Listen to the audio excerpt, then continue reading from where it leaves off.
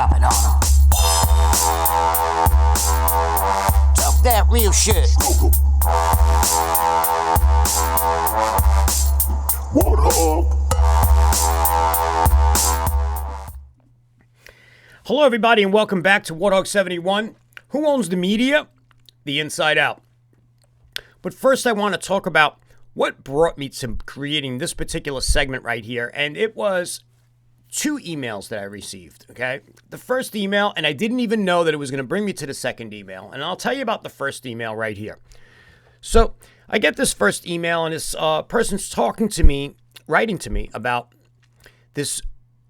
It sounded like a utopia on Earth. It was the most wonderful place on Earth, and I was enthralled reading about it. It was a place where everyone was created equal.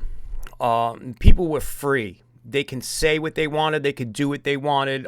They can own whatever they wanted, wear what they wanted, go where they wanted to go. No restrictions whatsoever. If they wanted to own a firearm, because apparently this particular utopia has a big gun culture, and there are hundreds of millions of people in this utopia, and people were very optimistic about where their country was going, and not everybody was happy, but it was a great place to go, because anybody can start from nothing and become something. And you didn't just have to be born there. If you went there and became a legal citizen, you would get all of these rights too. The freedom to practice whatever religion you wanted, the freedom to not care, the freedom to mind your own business. And the only real rules with that, and they have like this simple, what they called a constitution, and it had these amendments and stuff like that. And what they would do is it was like a guide for moral living, okay? And essentially it was, you cannot take any of the rights that are given to you away from anybody else. You can't give anybody a right that you don't have. And most of all, you cannot step on somebody else's rights. So if you went out of those lanes right there, then you would probably wind up going into some type of court or something like that. There was local governments, and there was a federal government, and there was broken up into states and stuff like that. And this particular place right here was truly. I mean, I had my bags packed. I was ready to roll. And then I get down to the end, and the guy's telling me, or the girl's telling me in the letter, that it's probably not going to be there anymore. So, don't pack my bag so quickly. And I was like, oh, man, this is okay. Maybe I should just step back and look and see what's going on first. And apparently, the government has begun to dictate over the people. And the beauty of this place was that each person in this place was like a nation unto themselves. They were their own sovereignty. Wonderful place. Absolutely wonderful place. And now the government, which is just a small portion of the population, because the majority, like 4/5 of the population, feel a particular way. And it got me wondering, how did this large portion of the population become controlled by such a small portion of the population? And that led me into saying, well, what kind of weapon did this government use? And what I heard lately is that the government had stated that, you have to have faith in the government. They don't want them to have faith in God. So they want to do away with religion and God, of all types of religions. I'm not talking about like Christianity. This particular place, this place on the planet allowed all religions to flourish and people to own their own cultures. Stay away from other people if they wanted to stay away from them. Talk to other people if they wanted to talk to them. But now it seems that the government is saying, no, you must abide by us and you must do what we want to do. So had me wondering, how did they get this power? How did they do that? How did such a small segment take control, or maybe trick the largest segment of the population? How did they do that? And then I get this other post from one of the supporters of the channel. And he sends me this post and he's asking me, says, do you see something fishy with this? And he sends me this post from the Examiner, okay, in Missouri, another periodical in Illinois, another one in Tennessee, and another one in Milwaukee. And each one of them had the same exact title: mass shooting surge, mass shooting surge, mass shooting surge, and mass shootings surge. Try saying that 4 times fast. So I stopped to think for a moment. And I said, well, maybe, just maybe, the same company may own all those 4. Those 4 media outlets may be owned by the same company, and that's why they all use the same exact title. And I'm like, And so I asked this guy where he lives, and it turned out that he lived in that same place that the other guy wrote me about. What were the odds of that? And so he asked me in this letter, and he said, hey, what would you do about this? I mean, like, what's the reason for this? Does only a few people own the media? And I had to go ahead and I had to go look that up. And that's what brings me into it today. But before we go into that, it got me thinking. And I'm saying, okay, well, if the way those little amount of people were able to take over such a large amount of people, they had to have used something like what I just showed you right here. They had to have used that. And they had to have used it over and over and over again. So that would make in that country the people that own those media the enemy of those large portion of people, wouldn't you think? Doesn't it make sense? That if you remove the weapon from somebody, then they can't wield that weapon at you. Tactics. I know. Sometimes I come up with a good battle plan, you know what I mean? So you say, well, if we just eliminated those people and we eliminated those companies, then they wouldn't have that weapon to use against you. And now, ironically, if you notice they were all mass shootings, because I heard that in that particular place where this guy lived, they want to take away those guns that those people were allowed to have because they were citizens of that particular place. They were born there. It was their natural born right to have. So if they were able to get this far by using, I'm not saying that they were, I'm not saying that they did use that, but I'm just imagining if it did happen, then what would they do if there were no guns and they got rid of them? How would they use their weapon that they have, their weapon of media, and who's behind all of it? And what we're going to do is we're going to take a look at that right there, okay?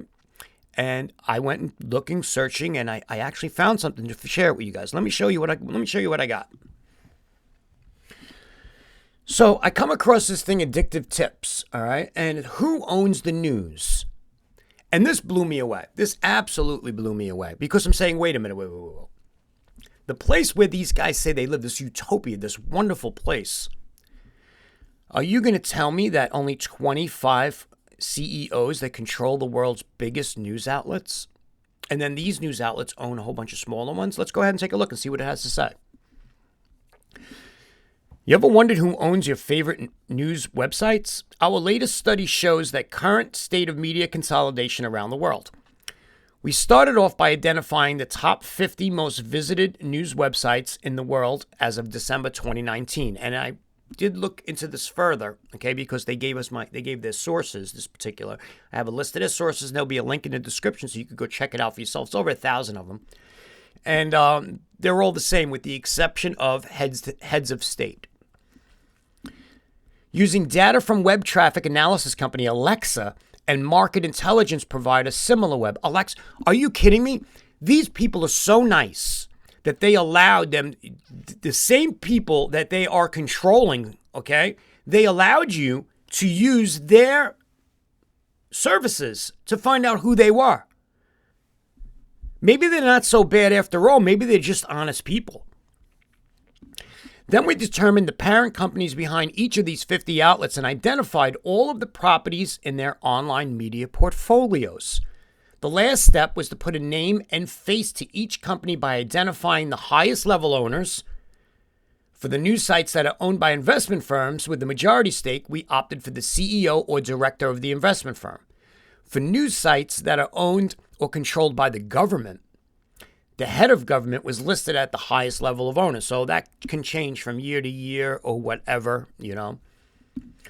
And we're going to show you what these people look like and who these people actually are, because these are real people. I mean, like these, and if they are bad people, then you need to know. I would need to know. And I'm hoping that somebody in this particular country that's having this problem, that they would go ahead and they would see these people and seek justice.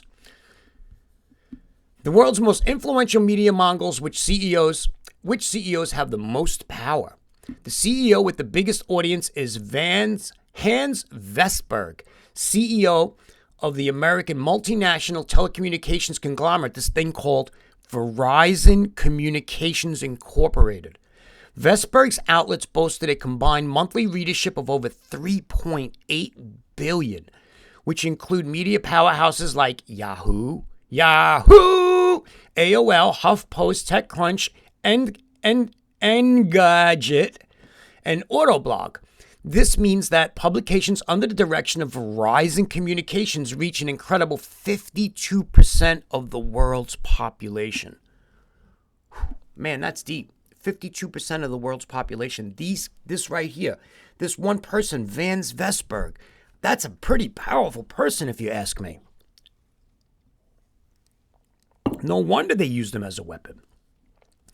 Also based in the U.S., the Newhouse family. Such a nice name for a family that's just doing such terrible stuff to the people that live in the country that made them rich. Who have built a media empire includes 47 titles with combined monthly readership of 1.5 billion. Their company, Advanced Publications, owns Reddit. You guys know Reddit. Wired, The New Yorker, Vanity Fair, Vogue, and many, many more. The third on that list, these are the three top right there, is Daniel Yang Chang, the CEO of Alibaba Group, which owns 3 outlets under its umbrella: UC Browser, UC News India, and South China Morning Post. Now, I don't know if these are any of the countries that this guy, because they didn't tell me. In the letter, it didn't say where that country was. So I don't know. It's like it's a mystery to me. I thought I was going to be able to move there, but he just said don't even worry about it, so I didn't even ask him where it was. This equates to a combined monthly readership of over 1 billion people. And I happen to have right here the pictures of every single person and what they look like, and then you can go ahead and you can look them up and find out where they are. And all of the different things that they own. And I could click on a full-size image, but I'll leave the link to this down below, and you guys can do your own research if you want. Who owns the most media outlets? That's what I want to know. Who owns the most? Who's the big dog on the block? One name towers above all the rest when it comes to owning media outlets, and that name is Michael Reed. Now, here's what's very interesting about Mr. Reed. There's very few pictures of him online. There are very few pictures of him. But I believe, I'll tell you, let me look over here real quick. I think that we just might have a picture of Mr. Reed here. Okay. And if I went ahead and looked right here, I might be able to find him. Let's see. Here we go. Nope, see? Couldn't find a picture of Mr. Reed right there. Even that one right there is no good, That's terrible. But I think there's a picture maybe in this particular article. And he's the CEO of New Media Investment Group. Under their umbrella, you'll find prominent titles such as USA Today, Detroit Free Press, the Columbus Dispatch, the Arizona Republic, the Austin American-Statesman. In total, they own 666 media sites. Does that sound evil to you? Why not 667? Why not 665? Why does it have to be 666? I'm just posturing. The next name on the list is Alex Waislitz, founder and chairman of the Australian-based Throne Investment Group, which owns 169 outlets, including The Advertiser, Canberra Times, and the Illawarra Mercury. In third place is Jim Mullen, CEO of Reach PLC, known as Trinity Mirror until 2018, with 140 outlets under its control, including Daily Mirror, Daily Express, Manchester Evening News, and magazine OK. So here we are. Who owns? Here he is. There he is right there. There's Mr. Michael Reed. That's what he looks like right there. And these are all the ones that own all the biggest publications. So my point is, if you were a small amount of people and you wanted to influence a large amount of people, you would have to get the word out somehow. You'd have to continually barrage them with information over and over and over again. And the only way to do it would be to have these people helping you. And they must get something in return, right?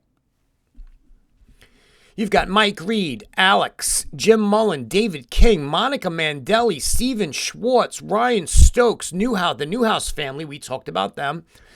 Robert Iger, Robert Thompson, Joseph Iannello, George Nobrega, Brian Roberts, Chris Graham, John Bankoff, Christopher S. Gaffney, Hugh Marks, John Stanky, Stanks, he owns 14, Hans Vestberg, Paul Hambra, but Hans Vestberg, he's a big wheel. Even though he doesn't own the most amount, he owns the most influential, okay? He runs the most influential.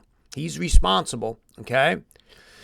Paul Hambra, Jacek Swiderski, Joey Levin, Suno Kita, Jonathan Davis, and David Bennett. So these are the people. If you look at all of these pictures right here, if you had to put a picture to the people that were helping this small group take over this large group, then these would probably be the ones that, if I were going into that country right there, that would be high up there on my list. Okay, companies that control global news. Okay, so the reason that I put the global in here is because I don't even know where this utopia is. Several names are synonymous with media domination around the world. News Corp in the United States, okay? And Australia, Globo in Brazil, and Yomiuri Shimbun in Japan. While many of the oldest media conglomerates are as powerful as ever and still growing, the emergence of digital news has substantially altered the media landscape and allowed new companies to emerge as major players in the industry.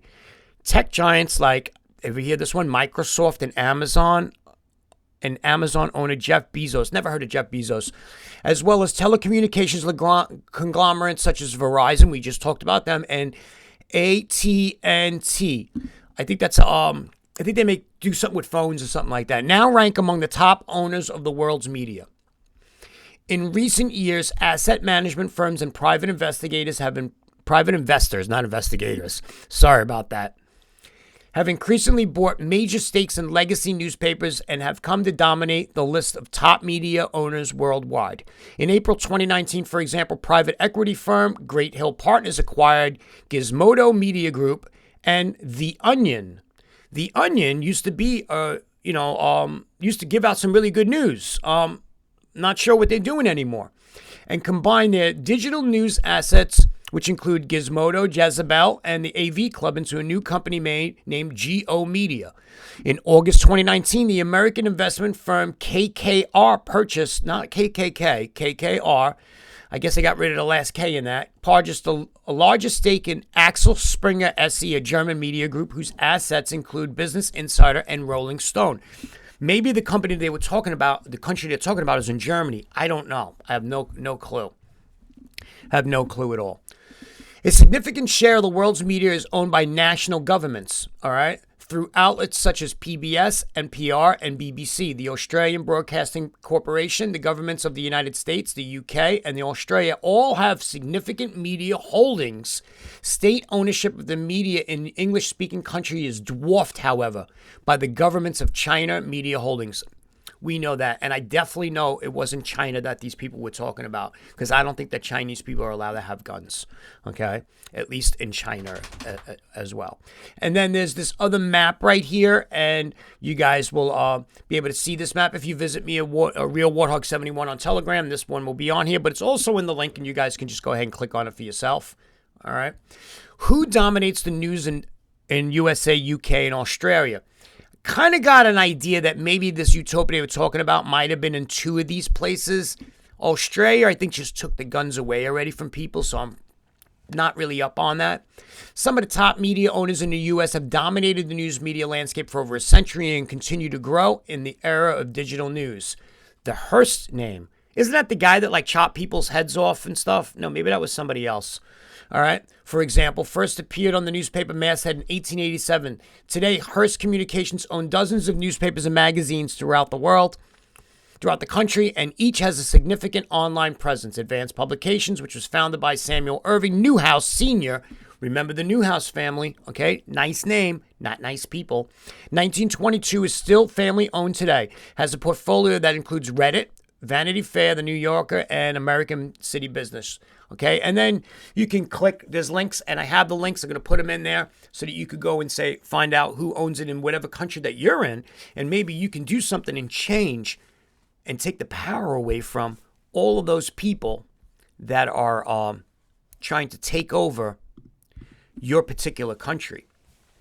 And that's all I have for you today, guys. In the meantime, practice proper firearm safe technique at all times. Charlie Mike. Oh, yeah. Drop it on 'em. Talk that real shit. Warthog.